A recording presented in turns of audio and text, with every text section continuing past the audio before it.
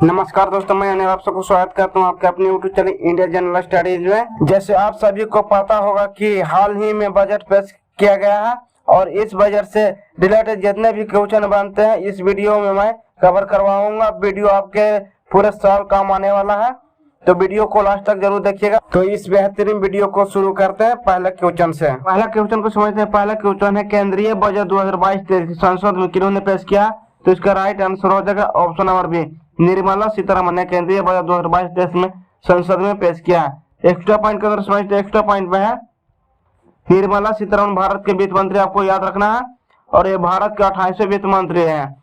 अगला क्वेश्चन को समझते, अगला क्वेश्चन है, भारत के इतिहास में पहली बार पेपरलेस बजट कब पेश किया गया? तो इसका राइट आंसर हो जाएगा ऑप्शन नंबर ए, 2021 में भारत के इतिहास में पहली बार पेपरलेस बजट पेश किया गया लॉकडाउन के समय में। अगला एक्स्ट्रा पॉइंट के अंदर समझते हैं, और यह 2022 के अंदर पेपरलेस बजट पेश किया गया है। कुल मिलाकर के 2 बार पेपरलेस बजट पेश किया जा चुका है। अगला क्वेश्चन को समझते हैं। अगला क्वेश्चन है, बजट 2022 किस वित्तीय वर्ष के लिए पेश हुआ है? तो इसका राइट आंसर होगा ऑप्शन नंबर ए, 2022-23 के लिए वित्तीय वर्ष के लिए पेश हुआ है। अगला क्वेश्चन को समझते हैं। अगला क्वेश्चन है, केंद्रीय बजट 2022-23 संसद में कब पेश किया है? तो इसका राइट आंसर हो जाएगा ऑप्शन नंबर सी, 1 जनवरी को केंद्रीय बजट 2022 संसद में पेश किया है। अगला क्वेश्चन को समझते हैं। अगला क्वेश्चन है, वार्षिक वित्तीय विवरण का जिक्र संविधान के किस अनुच्छेद में है? तो इसका राइट आंसर हो जाएगा ऑप्शन नंबर बी, अनुच्छेद 112 में वार्षिक वित्तीय विवरण का जिक्र किया गया है। और समझ लेते हैं महत्वपूर्ण जानकारियां केंद्रीय बजट के बारे में, क्या क्या बोला गया है जान लेते हैं। पहला बोला गया रक्षा क्षेत्र में आत्मनिर्भरता। वित्त मंत्री ने कहा कि रक्षा क्षेत्र में बजट का 68% हिस्सा भारतीय कंपनियों के लिए सुरक्षित होगा, यानी इस पैसे से देश के रक्षा कंपनी हथियार खरीदे जाएंगे। अगला बोला गया आयकर के बारे में। आयकर के बारे में क्या बोला गया? तो केंद्रीय वित्त मंत्री ने बजट में इनकम टैक्स चुकाने वाले करदाताओं को कोई राहत नहीं दिया। इस वजह से ना तो कोई पर्सनल इनकम टैक्स की दरें में कोई रियासत मिली है और नहीं आयकर के स्लैब में कोई बदलाव किया गया है। अगला बोला गया विकास दर के बारे में। जब 2022-23 में केंद्रीय वित्त मंत्री निर्मला सीतारमण ने कहा कि भारत की विकास दर 9.27% रहने का अनुमान है और यह विकास दर बड़ी अर्थव्यवस्था में से सबसे बड़ी अर्थव्यवस्था से ज्यादा है। अगला बोला गया क्रिप्टो करेंसी के बारे में। क्रिप्टो करेंसी एंड एनएफटी के बारे में बोला गया। वित्त मंत्री निर्मला सीतारमण ने वर्चुअल डिजिटल एसेट्स यानी क्रिप्टो करेंसी एनएफटी से होने वाले आयकर पर 30% दर से टैक्स लगाने का ऐलान किया गया। अगला बोला गया डिजिटल करेंसी के बारे में। वित्त मंत्री ने अपने बजट भाषण में ऐलान किया कि वित्त वर्ष 2022-23 के दौरान भारतीय रिजर्व बैंक डिजिटल करेंसी शुरुआत करेगी।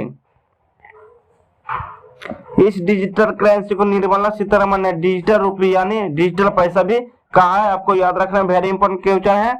अगला बोला गया है पीएम आवास योजना के बारे में चर्चा किया गया। तो वित्त मंत्री ने कहा पीएम आवास योजना के लिए 48,000 करोड़ आवंटित किया गया है और इस योजना के तहत 80 लाख नए मकान बनाए जाएंगे।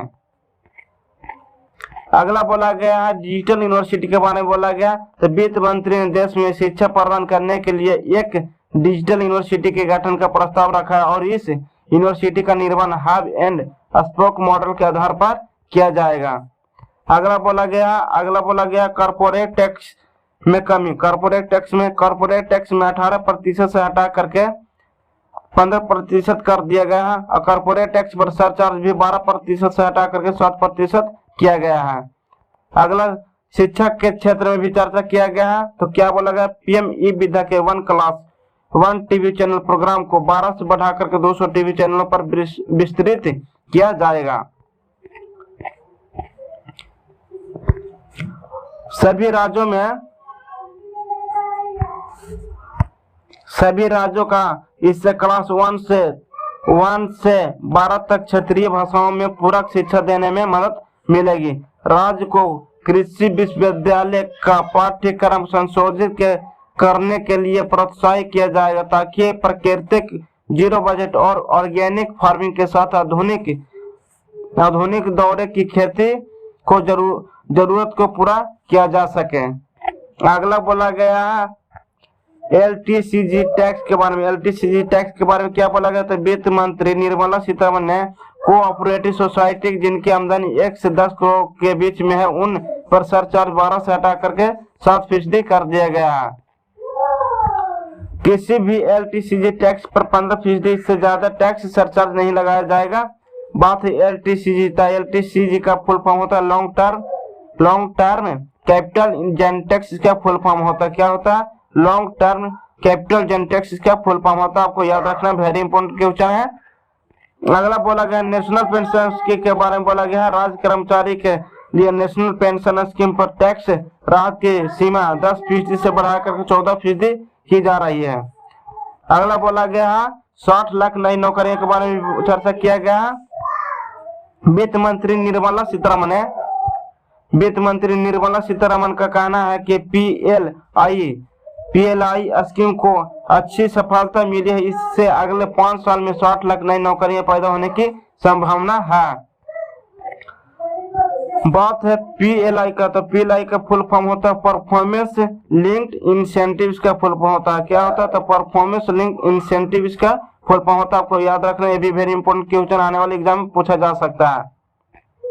अगला बोला गया बजट के दौरान विकास दर के 4 पिलर। तो वित्त मंत्री ने बजट के दौरान विकास के 4 पिलर गिनाए हैं। इसमें 1 साल से 25,000 किलोमीटर हाईवे बनाना है, हेल्थ इंफ्रा को मजबूत करना, 25 साल के लिए ग्रोथ का ब्लूप्रिंट तैयार करना शामिल है। अगला बोला गया इंपोर्ट ड्यूटी के बारे में बोला गया।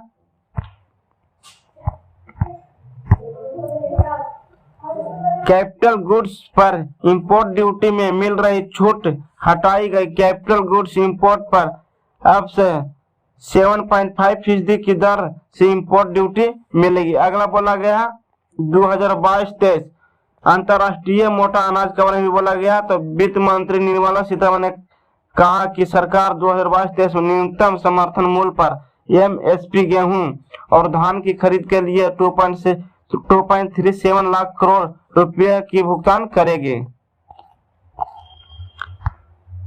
केंद्रीय बजट पेश करते हुए 2022-23 को अंतर्राष्ट्रीय मोटा अनाज वर्ष के रूप में मनाने की घोषणा की है। अगला बोला गया 5G स्पेक्ट्रम के बारे में।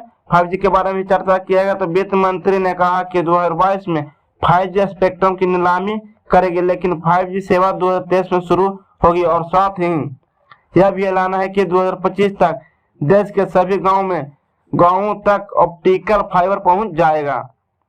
अगला रेलवे के बारे में चर्चा किया गया। गति शक्ति योजना के तहत वित्त मंत्री ने रेलवे के लिए भी बड़ा ऐलान किया है। अगले 3 सालों में नई पीढ़ी की 100 वंदे भारत ट्रेन विकसित की जाएगी। वहीं इस दौरान 100 कार्गो टर्मिनल का निर्माण किया जाएगा। स्थानीय कारोबार को बढ़ावा देने के लिए एक स्टेशन एक उत्पाद की सोच को बढ़ावा दिया जाएगा। PPP मॉडल से रेलवे का विस्तार किया जाएगा। बात है PPP का, तो फुल फॉर्म होता है पब्लिक प्राइवेट पार्टनरशिप। इसका फुल फॉर्म होता है क्या होता है? Public private partnership. इसका फुल फॉर्म होता है, वेरी इंपॉर्टेंट क्वेश्चन, आपको याद रखना है। अगला बोला गया है पूर्वोत्तर विकास के बारे में। क्या बोला गया? तो इसमें बोला गया वित्त मंत्री ने इस बजट में पूर्वोत्तर के विकास के लिए 1500 करोड़ रुपया आवंटित किया गया है। वित्त वर्ष 2021 में राजकोषीय घाटा 6.9%, 2022-23 में 6.4% रहने का अनुमान लगाया गया। अगला बोला गया वर्चुअल डिजिटल एसेट्स के बारे में। क्या बोला गया? तो वर्चुअल डिजिटल एसेट्स से आमदनी पर 30% टैक्स लगेगा। तरासे और पॉलिश हीरे रत्नों पर सीमा शुल्क हटा करके 5% किया गया है। पूर्वोत्तर के विकास के लिए नई योजना PM विकास पहले डिजिटल भुगतान को बढ़ावा देने के लिए शुरू होंगे 75 डिजिटल बैंक। ई पासपोर्ट को 2022 में लॉन्च किया जाएगा। चिप आधारित ई पासपोर्ट जारी किए जाएंगे और 2047 तक भारत की आधी आबादी शहरों में रहेगी। 2022 के बजट में जितने सारे इंपॉर्टेंट टॉपिक बोला गया था मैंने आपको बता दिया। अब आते हैं ऑब्जेक्टिव क्वेश्चन को समझ लें। क्वेश्चन है हमारा पहला नंबर, संविधान के किस अनुच्छेद में बजट शब्द का प्रयोग हुआ है? तो इसका राइट आंसर हो जाएगा ऑप्शन नंबर डी, किसी भी अनुच्छेद में बजट शब्द का प्रयोग नहीं हुआ है। अगला क्वेश्चन को समझते हैं। अगला क्वेश्चन है, संविधान में बजट शब्द की जगह क्या प्रयोग हुआ है? तो इसका राइट आंसर हो जाएगा ऑप्शन नंबर सी, उपयुक्त दोनों। एनुअल फाइनेंस स्टेटमेंट और वार्षिक वित्तीय विवरण संविधान के बजट शब्द में प्रयोग किया गया है। अगला क्वेश्चन को समझते हैं। अगला क्वेश्चन है, हमारे देश की पहली महिला वित्त मंत्री कौन बनी है? तो इसका राइट आंसर हो जाएगा option number A, Indira Gandhi हमारे देश की पहली वित्त मंत्री महिला बनी है। अगला क्वेश्चन को समझते हैं। अगला क्वेश्चन है, लगातार चौथी बार बजट पेश करने वाली पहली महिला वित्त मंत्री कौन बनी है? तो इसका राइट आंसर होगा option number A, Nirmala Sitharaman लगातार चौथी बार बजट पेश करने वाली पहली महिला वित्त मंत्री बनी है।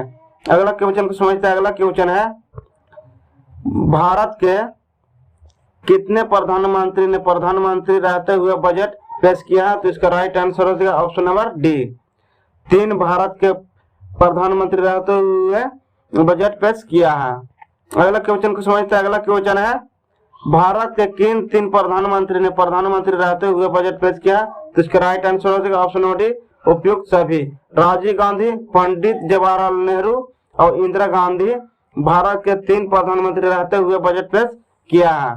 अगला क्वेश्चन को समझते हैं। अगला क्वेश्चन है, स्वतंत्र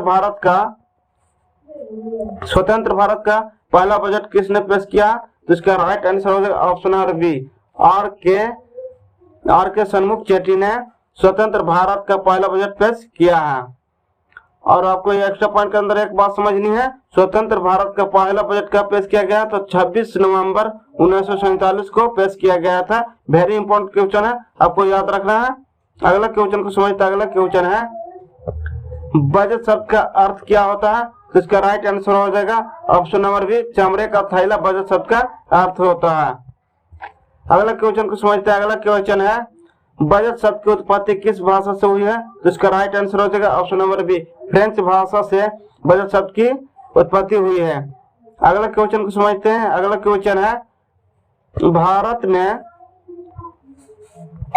भारत में पहला बजट किसने पेश किया है? तो इसका राइट आंसर हो जाएगा option number A, east India company के जेम्स विल्सन ने भारत के पहला बजट पेश किया है। आपको याद रखना है, वेरी इंपॉर्टेंट क्वेश्चन आने वाले एग्जाम में पूछा जा सकता है। अगला क्वेश्चन को समझते हैं। अगला क्वेश्चन है, भारत में पहला बजट कब पेश किया गया? तो इसका राइट आंसर हो जाएगा ऑप्शन नंबर ए, 18 फरवरी 1860 को भारत में पहला बजट पेश किया गया है।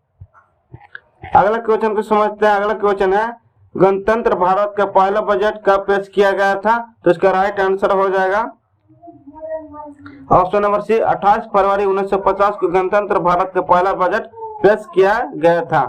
अगला क्वेश्चन को समझते हैं। अगला क्वेश्चन है, सबसे अधिक बार बजट पेश करने वाले का रिकॉर्ड किस नेता का नाम है? तो इसका राइट आंसर हो जाएगा option number A, Morarji Desai, जिन्होंने 10 बार सबसे अधिक बार बजट पेश किया है, इन्हीं का नाम है।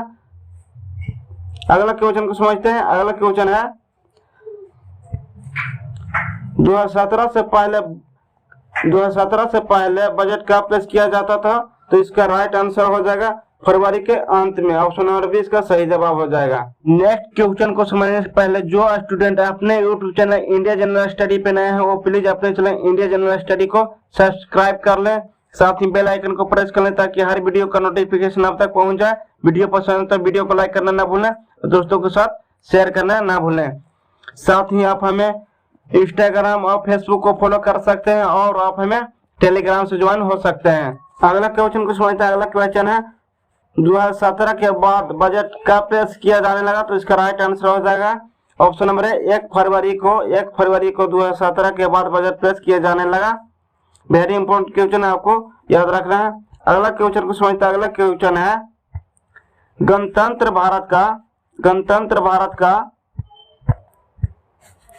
पहला बजट किसने पेश किया? तो इसका राइट आंसर हो जाएगा जॉन मथाई ने गणतंत्र भारत का पहला बजट पेश किया है। अगला क्वेश्चन को समझते हैं। अगला क्वेश्चन है बजट क्या होता है? तो इसका राइट आंसर हो जाएगा ऑप्शन नंबर डी, उपयुक्त सभी। सरकार की आमदनी और प्रस्तावित योजनाओं पर होने वाले खर्च का विवरण, सरकार की कमाई और खर्च का ब्यौरा, मंत्रालय को उनके खर्च के लिए धनराशि का आवंटन बजट शब्द का अर्थ है, आपको याद रखना है। मिलते